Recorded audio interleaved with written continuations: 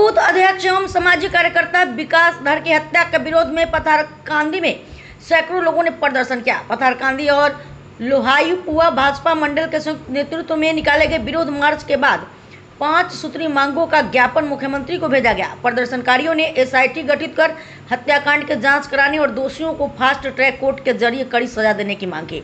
इसी दौरान वरिष्ठ अधिवक्ता एवं कांग्रेस नेता हाफिज रशीद चौधरी ने खिलाफ पथारकांदी थाने में शिकायत दर्ज कराई गई।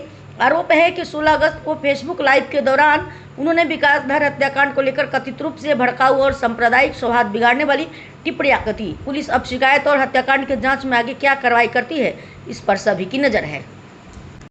प्रमाण करे এটার পেছনে হয়তো ইন্টারন্যাশনাল কোনো আইএসআই শক্তি জড়িত আছে, কারণ যেভাবে নৃশংসভাবে হত্যা করা হয়েছে, গলা কেটে হাত পা কেটে, সেটা কিন্তু আমরা এই অঞ্চলে পরপর 2 বছর আগে সেই একইভাবে লোয়ারপাতে সেইভাবে হত্যা লীলা করা হয়েছে। একটা ছেলেকে এইভাবে গলা কেটে তাকে হত্যা করা হয়েছে। তো এইভাবে সুযোগ সন্ধানীরা যেভাবে মায়াকান্নার ডাক দিয়েছেন, যারা কথাগুলা বলেছেন, ওনারা উচ্চ শিক্ষায় শিক্ষিত, বয়সেও আমরা থেকে অনেক বড়, কিন্তু তাদের যে ফেসবুকের মাধ্যমে এই বয়সে যেগুলো কথা কওয়া হর, এই কথাগুলোতে বর্তমান প্রজন্মের কাছে কিন্তু গান্ধী বিধানসভার অন্তর্গত 168 নং বুথের বুথ সভাপতি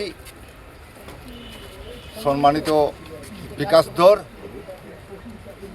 ওনাকে গত 12 আগস্ট উনি ঘর থেকে নিখোঁজ হয়েছিলেন।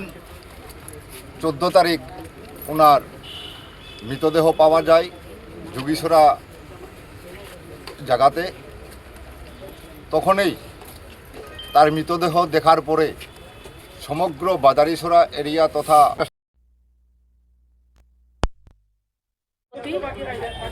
বিকাশ ধর মহাশয়কে নৃশংসভাবে হত্যা করেছে। আমরা আজকে সবাই মিলে পাথারকান্দি মণ্ডল, লোয়ারপুয়া মণ্ডল, সব দলীয় কার্যকর্তা মিলে আজকে আমরা থানাতে এসেছি।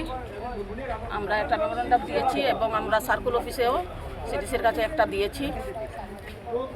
এত নির্মমভাবে হত্যা করেছে বিকাশ ধরকে 6 জন নরপিচাস মিলে একজন মানুষকে এইভাবে খুন করেছে, যে গলা কেটে হাত কেটে।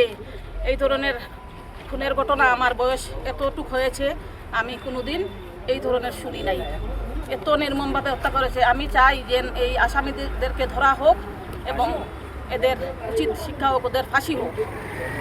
আর আমার হাফিজ রশিদ মহাশয় বলেছেন, আমার জেলা পরিষদের আমাদের দলের বুথ সভাপতি বিকাশ ধরের নির্মম হত্যাকাণ্ডের সঙ্গে যারা জড়িত এবং যাদের ধরা হয়েছে ওনাদেরকে উপযুক্ত সাজা দেওয়া এবং তার সাথে আরও যদি জড়িত থাকে এটার জন্য আমার এসপি সাহেবকে, সিডিসি ম্যাডামকে আমরা দিয়েছি ওনাদের সাজাওয়ার জন্য। এবং পাতাকালী থানায় একটা এফআইআর দায়ের করা হয়েছে। আমাদের মহামান্য